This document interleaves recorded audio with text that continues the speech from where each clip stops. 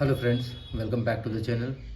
तो दोस्तों, आज जनवरी का पार्ट 3 लेकर के आ गया हूँ बैंकिंग अवेयरनेस का रिवीजन। जो भी क्वेश्चंस मुझे मिले मैं पिक करके ले आया हूँ। तो चलिए स्टार्ट करते हैं दोस्तों। According to the recently released world economic outlook update January 2024 by the international monetary fund, what will be India GDP growth rate in 2024 and 2025। तो क्या कह रहा है कि देखो, आईएमएफ का ये वर्ल्ड इकोनॉमिक आउटलुक अपडेट एक रिपोर्ट है, ठीक है। और इसका ये समझ लो कि फ्लैगशिप मतलब कि सबसे मेन रिपोर्ट है ये। और इसमें क्या है, इंडिया की जीडीपी ग्रोथ क्या बताया गया है 2024 और 2025 के लिए। तो दोनों साल ये 6.5% रहेगा। और अगर वर्ल्ड जीडीपी की बात करें तो ये 2024 में 3.1% और 2025 में 3.2%। ओके, इस तरह से वर्ल्ड है 3.1 2024 में और 3.2 2025 में। तो इंडिया वर्ल्ड के कंपैरिजन में काफ़ी आगे चल रहा है और अभी सबसे फास्ट ग्रोइंग इकोनॉमी इंडिया ही है दोस्तों। Recently defence minister Rajnath Singh has approved a proposal to launch a group term insurance scheme for casual paid laborers engaged by World Road Organization General Reserve Engineer Force. The scheme will provide the insured value of total how much amount। तो क्या कह रहा है कि मतलब defence minister Rajnath Singh ने एक insurance scheme launch किया है, टर्म इंश्योरेंस। किसके लिए? कैजुअल पेड लेबर्स के लिए। तो उनको कितना पैसा दिया जाएगा, मतलब कितने का इंश्योरेंस उनका किया जाएगा? तो 10 लाख रुपए का दोस्तों इंश्योरेंस किया जाएगा, क्योंकि वो बहुत हाई एल्टीट्यूड पे रहते हैं और बहुत रिस्क वाला काम करते हैं। तो उनके लिए ये इंश्योरेंस पॉलिसी काफ़ी लाभदायक होगी। और दूसरा ये है कि मतलब 10,000 का असिस्टेंट उनको, जैसे किसी की मृत्यु हो जाती है तो 10,000 का फ्यूनरल असिस्टेंट भी दिया जाएगा, ठीक है।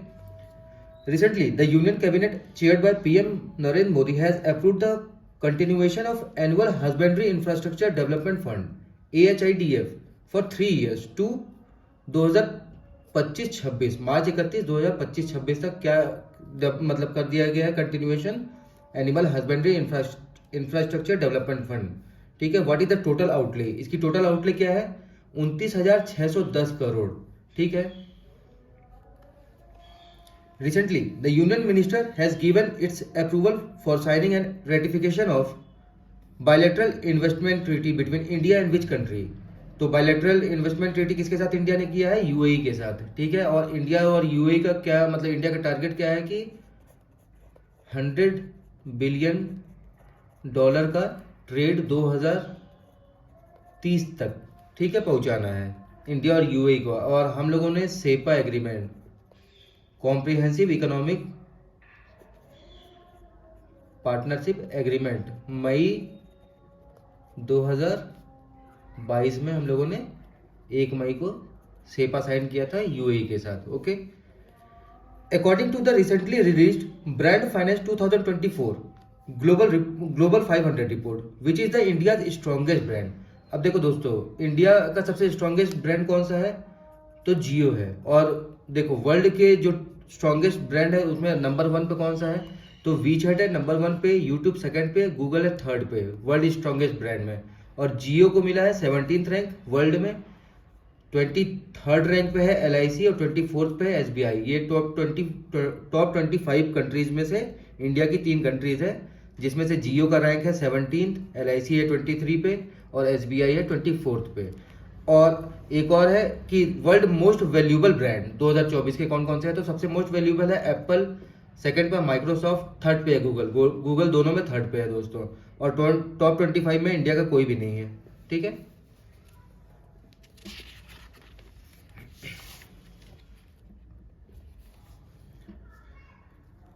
Which brand is the world's largest automaker in 2023? तो 2023 में सबसे ज्यादा मतलब ऑटो मोटर्स किसने बनाया? तो टोयोटा मोटर्स ने बनाया। कितना? 11.2 मिलियन अप्रॉक्स, ठीक है। सबसे ज्यादा टोयोटा ने बनाया है cars. Which organisation has announced 7-year $100 million principal protected plastic waste reduction link bond in Ghana and Indonesia. तो क्या कह रहा है कि 7 ईयर का plastic waste reduction link bond किसने मतलब लॉन्च किया है? तो ये वर्ल्ड बैंक ने किया है, वर्ल्ड बैंक के IBRD ने, ठीक है।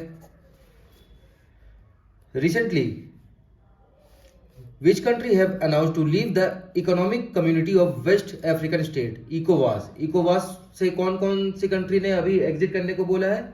तो niger, Mali and Burkina Faso. ठीक है, इसमें टोटल 15 कंट्रीज, और 1975 में ये फॉर्म हुआ था, तो टोटल 15 कंट्रीज थी, लेकिन अब 3 एग्जिट कर रही है इससे।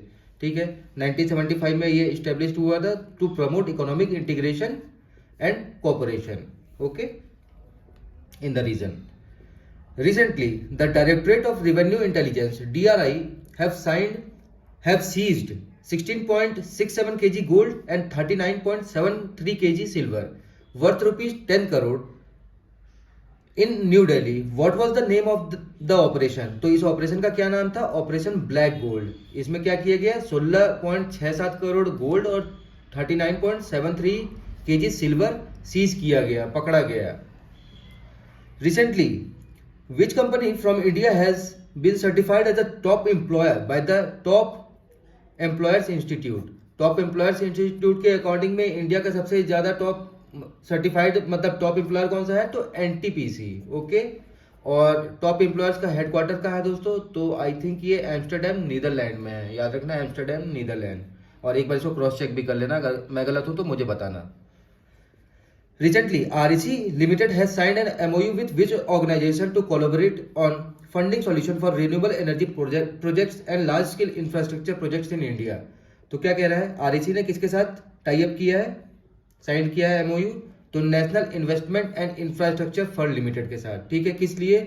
कि फंड किस चीज को करेगा? रिन्यूएबल एनर्जी जो भी प्रोजेक्ट्स होंगे, लार्ज स्केल इंफ्रास्ट्रक्चर प्रोजेक्ट होंगे, उनको ये REC फाइनेंस करेगा इसके साथ मिलके, okay. Recently, which company has released its vigilance journal पहल?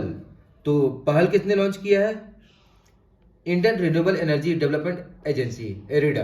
एरिडा ने क्या लॉन्च किया है? पहल, याद रखना, पहल। Recently, which company has become India's first AI startup to reach the unicorn status?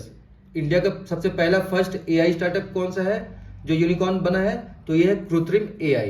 ठीक है, और अभी इंडिया में कितने टोटल यूनिकॉर्न है मुझे बताना आप कमेंट में। Recently which company has been designated as the overall programme nodal agency for the implementation of Pradhanmantri Suryoday योजना? तो सूर्योदय योजना का ये नोडल मिनिस्ट्री कौन सी है? तो REC लिमिटेड। और सूर्योदय योजना क्या है दोस्तों? इसमें REC लिमिटेड आपका 15,000 करोड़ 8 PSUs को देगा। ठीक है, तो टोटल आउटले क्या हो गया? 1,20,000 करोड़। ठीक है, 1,20,000 करोड़। ठीक है, 1,20,000 करोड़ देगा REC लिमिटेड 8 PSUs को। इसमें क्या किया जाएगा?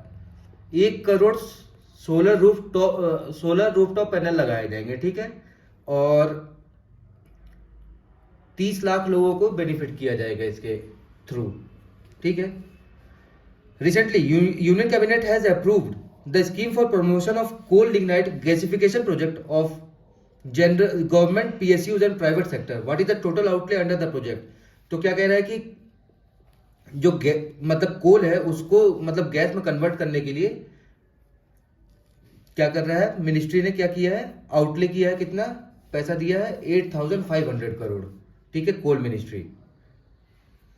Recently, the Union Cabinet has approved the proposal of establishment of Joint Economic and Trade Committee between India and which country? तो इंडिया और डोमिनिकन रिपब्लिक के बीच में क्या ट्रेड एग्रीमेंट साइन हुआ है अभी। ठीक है, recently India and which country have reached consensus of free trade agreement? तो अभी इंडिया और स्विट्जरलैंड ने फ्री ट्रेड एग्रीमेंट साइन किया है। ठीक है दोस्तों, which currency has secured the first rank in the Forbes list of 10 strongest currencies in the world? तो सबसे ज्यादा स्ट्रॉन्गेस्ट करेंसी कौन सी है? तो कुवैती दिनार है दोस्तों, नंबर 1 पे। दूसरे पे है बहरानी दिनार, तीसरे पे ओमानी रियाल, ओके। और क्या क्या वैल्यू है रुपीज में भी देख लो, 270 रुपए है कुवैती दिनार का वैल्यू, और डॉलर में 3.25 डॉलर। और बहरेनी दिनार का क्या वैल्यू है? 220.44 रुपए और 2.65 US डॉलर। और ओमानी रियाल का वैल्यू है 215 रुपए और 2.60 USD, okay. Recently, which organization has invested 4.86 rupees 4.86 billion rupees, about 58.4 million $US in sustainable energy infrastructure? ठीक है, तो किसने किया है invest $4.86 billion sustainable energy infrastructure के लिए? तो Asian infrastructure investment bank. Okay, which company which is the world's largest derivative exchange in 2023 by the number of contract traded? तो नेशनल स्टॉक एक्सचेंज सबसे world largest derivative exchange trader बन गया है 2023 में। Okay,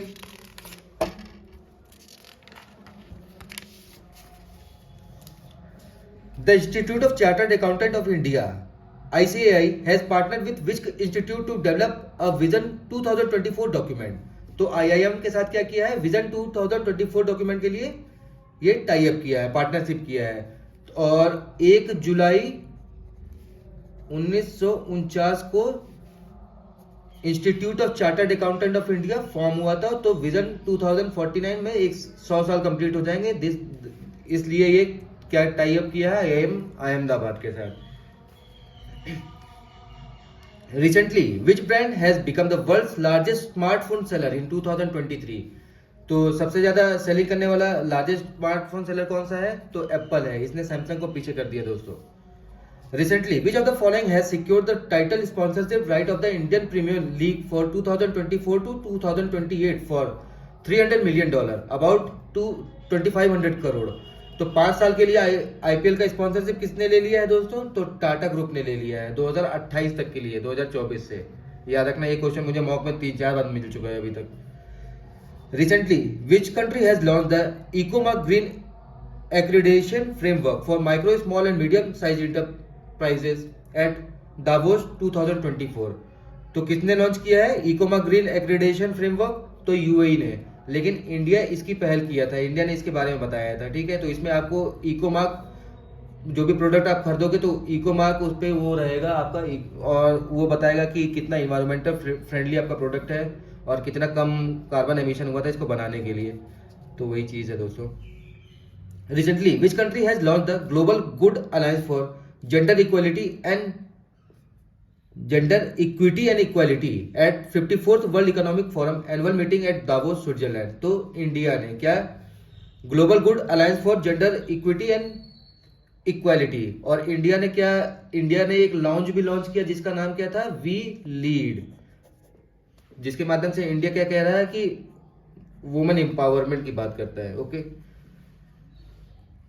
Recently, Hindustan Unilever Sonipat factory in Haryana has been recognized as part of the Global Lighthouse Network in 2024. It is an initiative by which organization?